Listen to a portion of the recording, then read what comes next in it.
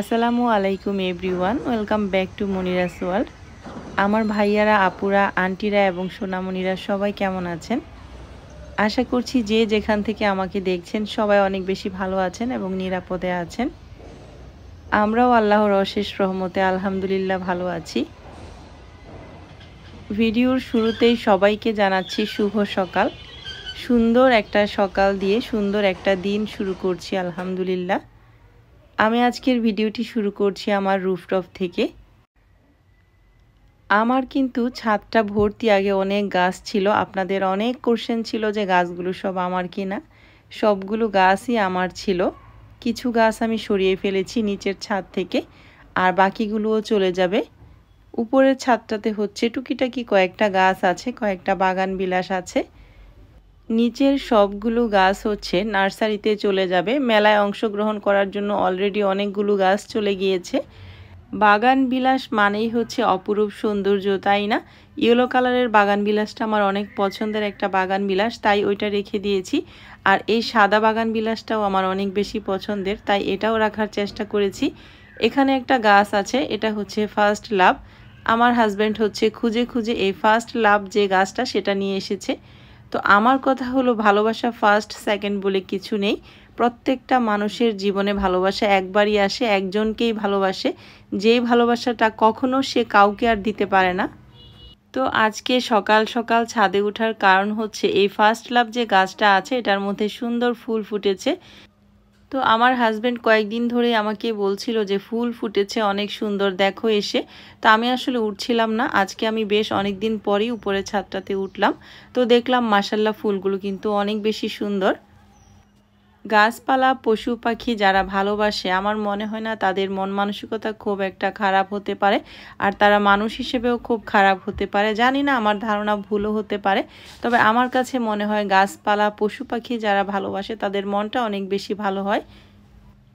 আমার ভাইয়ারা, আপুরা, আন্টিরা এবং সোনামণিরা অনেক দূর দূরান্ত থেকে আমাকে দেখেন। আর ইদানিং তো আমি অনেক আপু, ভাইয়া, আন্টিদের সাথে আমাকে ফোন দেন, আপনাদের সাথে কথা বলি। এমন মনে হয় যেন আপনারা এত আপন আমার। আসলে ভিডিও দেখে কেউ কাউকে এত আপন ভাবতে পারে। আর আমি আপনাদেরকে এই 4 বছর ইউটিউব প্ল্যাটফর্মে কাজ করি, আপনাদেরকে পেয়ে সত্যি আসলে আমি অনেক বেশি গর্বিত। অনেক সময় আমি আপনাদের কাছ থেকে অনেক ভালো সিদ্ধান্ত পেয়েছি, অনেক সাপোর্ট পেয়েছি, অনেক ভালো ভালো কথা শুনেছি, অনেক দোয়া পেয়েছি আপনাদের কাছ থেকে, এবং অনেক সময় অনেক সান্ত্বনাও পেয়েছি। আপনাদের সবার কাছে আমি অনেক বেশি কৃতজ্ঞ। আর এই যে দেখেন, আমার হাজব্যান্ড নতুন করে আবার হচ্ছে কবুতর পালা শুরু করেছে, যেটা আমি আগেও পালতাম আমার ঘরের বারান্দায়, পরে এক সময় আবার বাদ দিয়েছিলাম।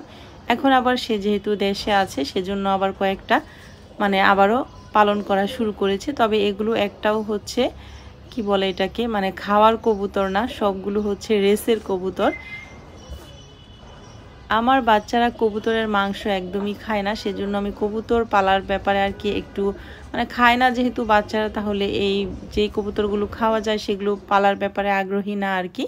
তো এগুলো প্রত্যেকটাই হচ্ছে রেসের কবুতর, টুর্নামেন্ট খেলা কবুতর আর কি। কাঠের এই যে খাঁচাটা দেখা যাচ্ছে, এটা আমার হাজব্যান্ড নিজের হাতে বানিয়েছে। হ্যাঁ, এটা বানানোর সময় দু একজনের সাহায্য সহযোগিতা নিয়েছে, একা তো আর একটা কাজ ফুলফিল করা যায় না। আমরাও সহযোগিতা করেছি, আমার বাচ্চারাও সহযোগিতা করেছে। তো যাই হোক, আর মাঝখানের যে কবুতরগুলো রাখা আছে, দুই পাশের কবুতরগুলো হচ্ছে উড়ানোর জন্য। এই যে দেখেন কি সুন্দর করে উড়ছে। আর মাঝখানের ধাপড়িটার মধ্যে যে কবুতরগুলো আছে সেগুলো হচ্ছে ডিম নিয়ে বসেছে, প্রত্যেকটারই বাচ্চা ফুটেছে। এগুলো প্রত্যেকটাই রেসের কবুতর, টুর্নামেন্ট খেলে আর কি। যারা কবুতর নিয়ে অনেক বেশি গবেষণা করেন বা কবুতর বিষয়ে অনেক কিছুই জানেন, তারা আসলে ব্যাপারগুলো বুঝবেন। আমি কিন্তু আগে অনেকটাই বুঝতাম না এগুলো, এখন শুনতে শুনতে অনেক কিছুই শিখেছি। তবে কবুতরগুলো যখন উড়ে মুক্ত আকাশে তখন কিন্তু দেখতে বেশ ভালোই লাগে। এই যে দেখেন কত সুন্দর করে উঠছে, আবার সে তার নিজের বাসাটাও কিন্তু চিনে। সুন্দর করে ছাদটা পুরা উপর দিয়ে ঘুরে আবার এখানেই এসে থাকে, সে কিন্তু যায়ও না। আর দু একটা কোথাও গিয়েছিল, দু একদিন পরে আবার সেগুলো ফেরতও চলে এসেছে।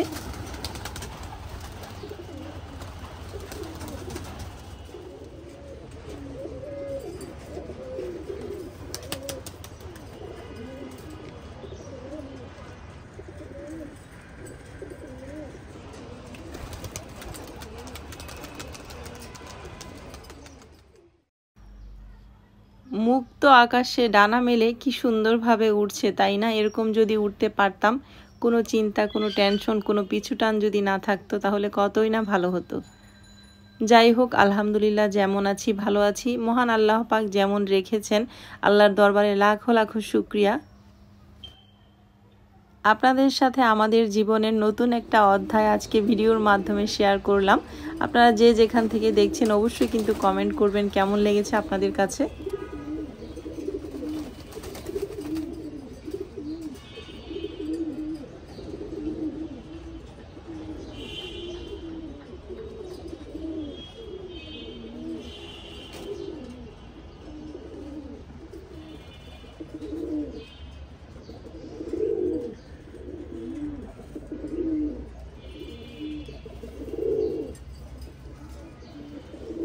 তো এটা হচ্ছে আমার কবুতরের ঘর বাড়ি, কবুতরের সংসার। আপনাদের সাথে আজকে শেয়ার করলাম। আমার কাছে না এখানে বসে বসে আমি যখন ভিডিও করছিলাম একটা গ্রাম গ্রাম ফিল হচ্ছিল। মনে হচ্ছে উঠানে কবুতরগুলো হাঁটছে আর টুকটাক করে খাবার খাচ্ছে, আমি পাশে বসে আছি। কিন্তু আসলে তো আমি আছি ছাদের উপরে। তো যাই হোক, যেখানে বসে যেখানকার স্বাদ নেওয়া যায়, আলহামদুলিল্লাহ আল্লাহ একদিন পূরণ করবে। একটা উঠানওয়ালা বাড়ি হয়তো বা আমার কপালে রাখবে। স্বপ্ন দেখতে তো আর দোষ নেই, স্বপ্ন দেখলেই মহান আল্লাহ পাক পূরণ করবে। স্বপ্ন না দেখলে পূরণ করবে কিভাবে? সেজন্য স্বপ্ন দেখি এখনও সুন্দর একটা বাড়ি হবে, উঠানওয়ালা বাড়ি হবে। আমার উঠানওয়ালা বাড়ির প্রতি একটা অন্যরকম আকর্ষণ কেন জানি।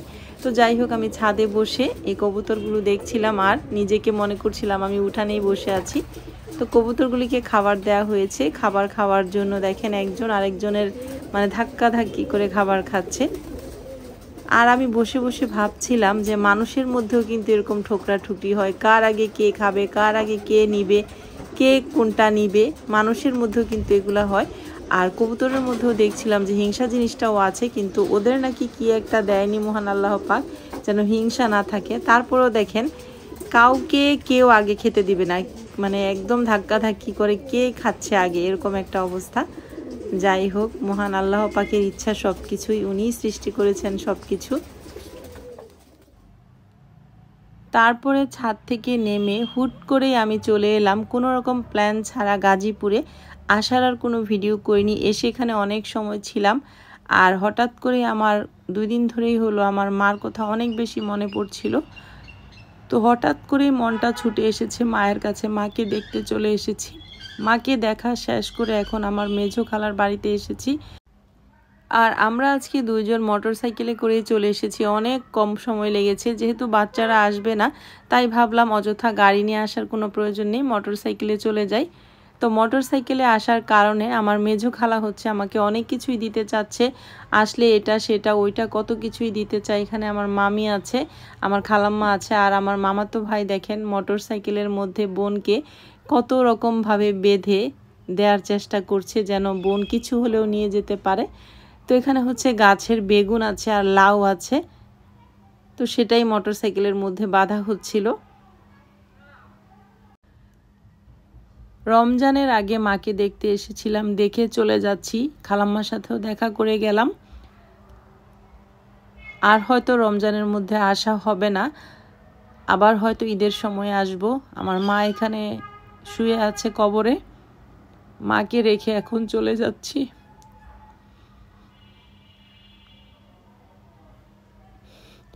একটা সন্তানের জন্য যে এটা কত কষ্টের, আর আমার মা যেহেতু এই প্রথম আমার মাকে ছাড়া রোজা করব।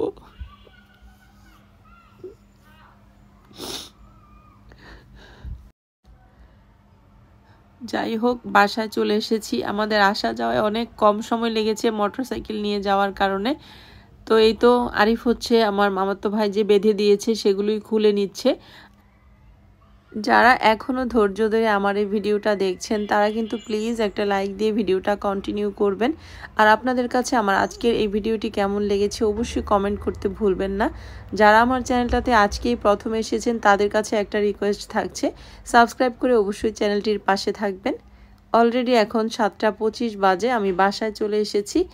আর আসার পর হচ্ছে আমি গ্রাম থেকে কি নিয়ে এলাম সেগুলো আপনাদের সাথে একটু শেয়ার করে দিচ্ছি। এখানে হচ্ছে আমার যে জমিটা আছে সেই জমিতে বেগুন গাছ লাগানো হয়েছে, বেগুন আছে, আমার খালাম্মা আর কি এগুলো সবজিগুলো করে, বেল আছে, লাউ আছে, আরও কি আছে দেখি বের করে। আমার খালাম্মার তো মন চায় আমি গেলে খুঁজে খুঁজে অনেক কিছুই দেওয়ার চেষ্টা করে। আর আজকে যেহেতু গাড়ি নিয়ে যায়নি, তো ইচ্ছা করলেও বা ইচ্ছা থাকলেও উনি দিতে পারেনি, যতটুকু পেরেছে দিয়েছে, আপনাদের সাথে শেয়ার করছি। খুলতেই দেখলাম লাউ আছে, বেগুন আছে, আর বরবটি দেখা যাচ্ছে। অল্প কয়টা বরবটি মনে হয় ছিল গাছে, সেই কয়টাই দিয়ে দিয়েছে, মায়ের মন তো। আর এই তো লাউ। তো এখন আমি হচ্ছে সবগুলো এমনিতেই খুলে রাখছি, তারপর একটু ফ্রেশ হয়ে নিব। তারপর এখানে বেগুন যা আনা হয়েছে আমি তুলি আর আমার খালাতো বোন রাবি, আমরা 3 জনে ভাগ করে নিব। 3 বোনের জন্যই এনেছি। নিজেরা চাষ করা তো বেগুনগুলো খেতে অনেক মজা, আর দেশি বেগুন তো খুব টেস্ট, কিন্তু এত অ্যালার্জি, তাই আমি আনতে খুব একটা চাচ্ছিলাম না, ভয় পাচ্ছিলাম আর কি, অ্যালার্জির ভয়ে। তো আমার খালাম্মা বলল যে বেগুনি বানাই দিবা সবাইকে ইফতারিতে, বাচ্চাদেরকে, সেজন্যই আর কি নিয়ে আসলাম। 3 বোনে মিলে ভাগ করে নিব। আসো আসো আসো, মাল গাছে সারাদিনও আছো নাই, ওলে ওলে চেহারা দিয়ে দিলাম। সারাদিনও আছো নাই মাল গাছে, তুমি সারাদিনও আছো নাই।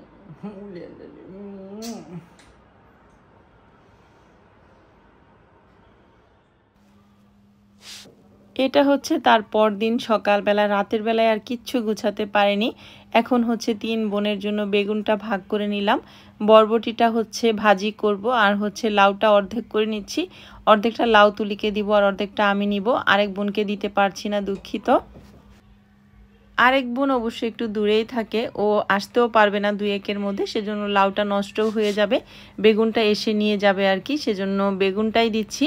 আর বরবটিটা এখন আমি কেটে নিব ভাজি করার জন্য। তো কাটাকুটা করতে করতে আপনাদের কাছে কিছু কথা শেয়ার করছি। আপনারা যা জানতে চেয়েছেন আপনাদের কমেন্টের উত্তর দিচ্ছি আর কি।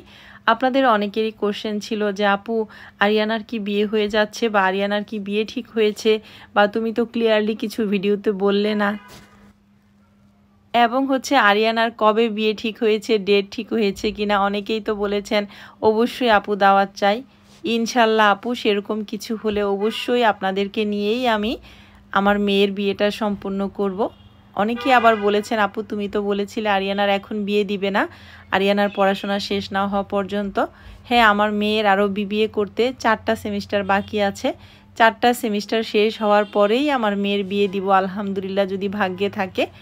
আর আপনাদের সাথে আমি টুকিটাকি কিছু শেয়ার করেছিলাম, ওইভাবে আসলে এখনও পাকা কথা কিছুই হয়নি, এমনি দেখাশোনা চলছে। পাকা কথা হলে বা ডেট ফিক্সড হলে অবশ্যই আমি আপনাদেরকে জানাতাম। আপনারা আমার শুভাকাঙ্ক্ষী, আপনারা সবাই মন থেকে আমার জন্য এত এত দোয়া করেন, সত্যি আমি এটা ফিল করি। আপনারা আমাকে এত ভালোবাসা দিয়ে যাচ্ছেন, আমি আপনাদের কাছে গোপন রেখে কিছুই করব না ইনশাল্লাহ। আর আপনাদেরকে তো আমি অবশ্যই দাওয়াত দিব। যারা কাছে আছেন তারা অবশ্যই আসবেন, যারা দূরে আছেন তারাও আসার চেষ্টা করবেন। আমি সবাইকে নিয়েই আমার মেয়ের বিয়েটা সম্পন্ন করব ইনশাল্লাহ। মেয়ে হয়ে যখন জন্ম নিয়েছে বিয়ে তো দিতেই হবে। কথাবার্তা চলছে, পাকা কথা হলে বা ডেট ফিক্সড হলে আমি অবশ্যই আপনাদের সাথে সেটা শেয়ার করব। আমার মেয়ের আরও 4টা সেমিস্টার বাকি আছে, পড়াশোনাটা শেষ হওয়ার পরই আমাদের চিন্তা ভাবনাটা সেরকম আছে। এখন আপাতত ওইরকম কিছুই আমরা চিন্তা করছি না, সেজন্য আমি কোনো কিছু আপনাদের সাথে ওইভাবে ক্লিয়ার করিনি। অনেকেই ক্লিয়ারভাবে বিষয়টা জানতে চাচ্ছিলেন, তো সেজন্য একটু ক্লিয়ার করলাম আজকে আপনাদেরকে। কথাবার্তা চলছে কিন্তু এখনও কোনো বিয়ের ডেট ফিক্সড হয়নি। আপনাদের সাথে কথা বলতে বলতে কিন্তু আমি অনেক কাজ গুছিয়ে নিয়েছি, কিছু আর ওইভাবে শেয়ার করা হয়নি। এরপরে আবার হঠাৎ করে এক জায়গায় চলে গিয়েছিলাম, সারাদিন ছিলামও না বাসায়। এখন হচ্ছে 3টার বেশি বাজে। আমি হচ্ছে তুলির বাসায় এসেছি, আজমাইনকে আইমানকে স্কুল থেকে নিয়ে এসে তুলির বাসায় এসে খাওয়া দাওয়া করেছি। তুলি রান্নাবান্না করেছে, আমি যে সব কিছু রেডি করেছিলাম আমারগুলো এইভাবে রেখে আমি চলে গিয়েছিলাম, রান্নাও করতে পারিনি।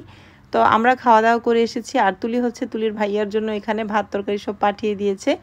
লাউ রান্না করেছে চিংড়ি মাছ দিয়ে, আর মাছের মাথা দিয়ে মুড়িকণ্ঠ, মুরগির মাংস, আর এই যে ভাত। ওর ভাইয়ের জন্য খাবারটা রেডি করে দিয়েছে। এখন অলমোস্ট 4টা 5 বাজে। বোন কি জিনিস তাই না? বোন হচ্ছে আল্লাহর দেয়া নেয়ামত। আমি মনে করি আমার নিজের মায়ের পেটের বোন না হলেও আমার খালাতো বোনরা আমাকে অনেক বেশি সাপোর্ট করে। আপনারা সবাই দোয়া করবেন যেন আমরা বোনেরা সব সময় একরকম মিলেমিশে থাকতে পারি, কোনো রকম ঝড় ঝামেলা যেন আমাদের জীবনে না আসে, আমাদের বোনের এই সুন্দর সম্পর্কটা যেন কেউ ভাঙতে না পারে। তো এখন আমি আপনাদেরকে শেয়ার করছি সকালবেলা সব কিছু কাজ গুছিয়ে নেওয়ার পর হঠাৎ করে আজকে আবার কোথায় চলে গিয়েছিলাম। আজকে চলে গিয়েছিলাম বিজনেসের প্রোডাক্ট আনতে। তো আজকে কিন্তু আমি মাশাল, তাওয়াক্কাল, তারপরে অনেক সুন্দর সুন্দর ড্রেস নিয়ে এসেছি ঈদের জন্য। আমি আপনাদেরকে সব শেয়ার করব পার্ট বাই পার্ট। আর আপনারা আলহামদুলিল্লাহ আমার বিজনেসেও এত বেশি সাপোর্ট করছেন। আলহামদুলিল্লাহ আমি আপনাদের ভালোবাসা দেখে আসলেও মাঝে মাঝে মুগ্ধ হয়ে যাই। আর বাংলাদেশের এত জায়গা থেকে মানুষ আমাকে চিনে, ফোন দেয়, মনিরা আপু কেমন আছো, তোমার কান্না দেখে আমরাও কান্না করছি, আমার আম্মার জন্য কান্না করে, আমার আম্মার জন্য দোয়া করে। সত্যি এই বিষয়গুলো দেখলে নিজের জন্য নিজেকে মনে হয় যে সত্যি আমি ইউটিউব জগতে এসে আপনাদেরকে পেয়ে আমি অনেক বেশি কৃতজ্ঞ, অনেক বেশি কৃতজ্ঞ। তো সব মিলিয়ে এই ছিল আমার আজকের ভিডিওটি। 2 দিন মিলিয়ে আমার আজকের ভিডিওটি আমি করেছি। আপনাদের কাছে কেমন লেগেছে অবশ্যই জানাবেন। আজকের মতো বিদায় নিচ্ছি। আল্লাহ হাফেজ।